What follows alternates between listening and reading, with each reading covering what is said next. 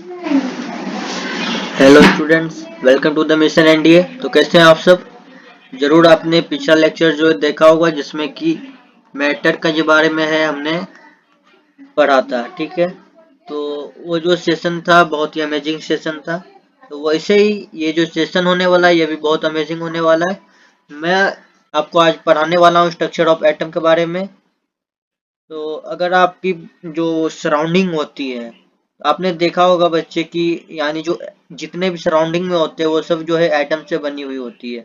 चाहे वो एक पेज हो या एक पेन हो, ठीक है ना। भले ही चाहे वो एक पेज हो जाए या फिर चाहे वो एक पेन हो जाए, सभी चीजें जो है एटम से बनी हुई है। तो छोटी से छोटी चीज made up of atom, yes. तो हमें उस एटम के बारे में जो स्टडी करेंगे, तो क्या ये इम्पोर्टेंट है? तो यस। तो कैसे इसको बेस्ट अप्रोच करना है, अगर कोई न्यूमेरिकल भी आ जाता है तो इस सभी चीजों को आज हम डिस्कस करेंगे। आई होप आप सभी अमेजिंग सेशन के लिए रेडी हैं। तो चलिए हम स्टार्ट करते हैं। तो हम सबसे पहले क्या पढ़ने वाले, तो हम पढ़ने वाले सबसे पहले स्ट्रक्चर ऑफ एटम, ठीक है ना। Atomic structure and chemical equation, ये जो है हम सबसे पहले आज पढ़ने वाले हैं। ठीक है, अब मैं आपको बताने जा रहा हूँ कि एटॉमिक स्ट्रक्चर जो है, पहले भी आपने ये पढ़ा होगा कि एटम के अंदर क्या क्या होता है। तो सर एटम के बारे में सुना है थोड़ा बहुत, बाकी तो आप बता दीजिएगा। कि इलेक्ट्रॉन होते हैं, है ना, आपने पढ़ा होगा इलेक्ट्रॉन होते हैं, प्रोटॉन्स होते हैं, और क्या पढ़ा होगा कि न्यूट्रॉन्स होते हैं, है ना। ये सब चीज जो आपने पढ़ा होगा, और भी हमारे पास बहुत सारी चीजें होती है जिसको हम स्टडी करेंगे। और अल्सो बच्चों, इनका जो नंबर होता है ये इतना ज्यादा होता है कि आप इनको 1 2 3 ऐसे करके जो आप इसको काउंट कभी नहीं कर सकते, आप मेजर नहीं कर सकते। तो इसका जो साइंटिस्ट है, आपका काम आसान करने के लिए उन्होंने आपके लिए लाया है मोल। क्या लाया है? मोल। यस, यानी कि एटम जो है, एटम के पढ़ने से पहले हमें थोड़ा मोल की नॉलेज होनी जरूरी है। तो देखेंगे सबसे पहले जो हमें डिस्कस करेंगे मोल कंसेप्ट के बारे में। सबसे पहले हम डिस्कस करेंगे मोल कंसेप्ट के बारे में। ठीक है, मोल कंसेप्ट के इंपॉर्टेंट टॉपिक है देन एटॉमिक स्ट्रक्चर। तो चलो स्टार्ट करते हैं मोल स्ट्रक्चर के बारे में।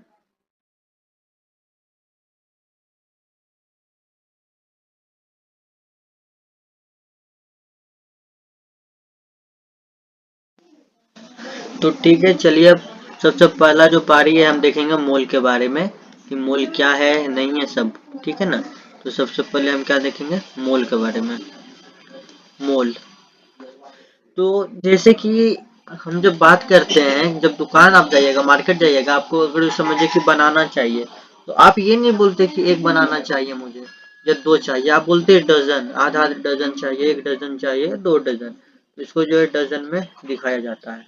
तो वैसे जैसे कि ग्रेप्स होता है, इसको जो है केजी में नापा जाता है। ठीक है, ये सब जो है, जो हमें दिया गया है, जैसे कि डजन दिया गया है, केजी दिया गया है, ये सब जो है हमें आसान करने के लिए होता है।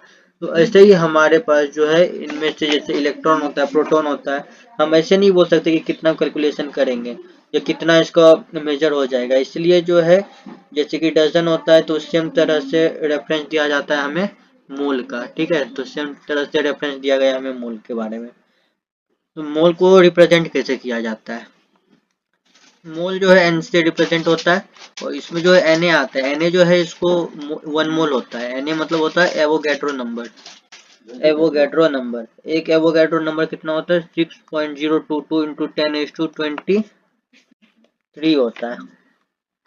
10⁻23 हो जाएगा। ठीक है, तो इसके बाद जो है ये समझिए क्वेश्चन दिया जाता है कि एक मोल ऑफ एप्पल कितना होगा। तो एक मोल ऑफ एप्पल कितना हो जाएगा? जितना एक मोल है Na है, Na मतलब एवोगैड्रो नंबर, तो 1 मोल ऑफ एप्पल में कितना आ जाएगा? 6.022 इंटू 10⁻23 हो जाएगा। ठीक है, तो 1 मोल जो है, इससे हमें ये पता चलता है कि 1 मोल जो होगा वो हो जाएगा एक Na के बराबर, एक एवोगैड्रो नंबर के बराबर।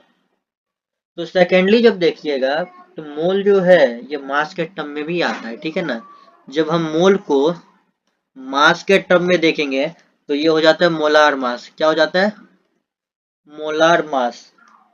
जैसे कि एक मोल ऑफ सोडियम, एक मोल ऑफ सोडियम कितना हो जाएगा, तो जितना इसका मास होता है सोडियम का, तो वो हो जाएगा 23 ग्राम। जितना इसका मास होगा, जो भी मास होगा, वही जो है मोलार मास होता है। वो इस तरह आप अपने सभी क्वेश्चन जो है इसको ये तरह से सॉल्व कर सकते हैं। आप इसी तरह के एक और एग्जांपल ले सकते हैं, जैसे कि 1 मोल H2O, तो 1 मोल कितना हो जाएगा 6.022 इंटू 10⁻23 इंटू हो जाएगा क्या H2O। तो H2O का कितना होता है, तो 18 ग्राम होता है। तो कैसे, हाइड्रोजन का मास 1 होता है, 2 है, 2 हाइड्रोजन है, तो 1 इंटू 2 हो जाएगा, प्लस ऑक्सीजन का मास कितना हो जाएगा 16 हो जाएगा। तो ये हो जाएगा 2 प्लस 16 18 ग्राम। ठीक है, ये हो जाएगा 18 ग्राम। जो ना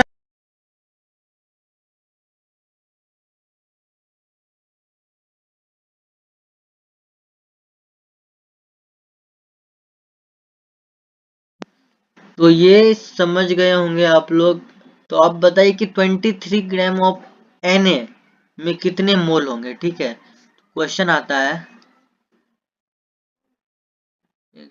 हाँ क्वेश्चन आता है 23 ग्राम ऑफ Na जो है इसमें कितना मोल ऑफ Na होता है, यानी कैसे हो जाएगा question, moles, moles in 23 gram of Na।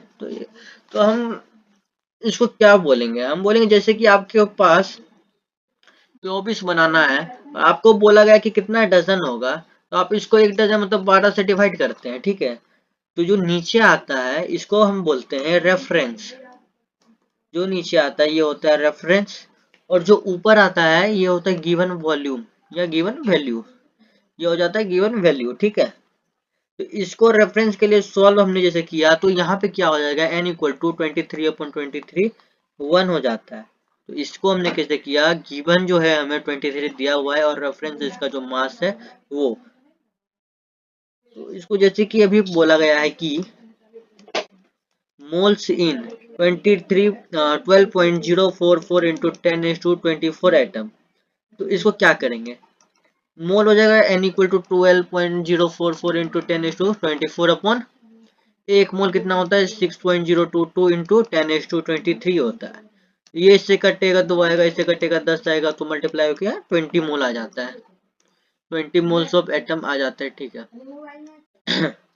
तो moles in term of volume, इसके बाद जो है हम देखेंगे moles in terms of volume, moles in terms of volume, इसके बारे में जो हम देखते हैं, moles in terms of volume जो ये ओनली फॉर गैसेस होता है, यहाँ लिखे तो ओनली फॉर गैसेस होगा। 1 मोल गैस जो है एचटीपी पे, 1 मोल गैस एट एचटीपी। अब एचटीपी क्या होता है, तो एचटीपी होता है स्टैंडर्ड टेम्परेचर एंड प्रेशर। तो इसमें जो है एचटीपी में टेम्परेचर जो है हो जाएगा 273 केल्विन, प्रेशर जो है वो 1 एटमोस्फेयर हो जाएगा, 1 एटमोस्फेयर हो जाएगा। ये जो वॉल्यूम ऑक्यूपाई करता है, ये जो वॉल्यूम ऑक्यूपाई करता है वो होता है 22.4 लीटर।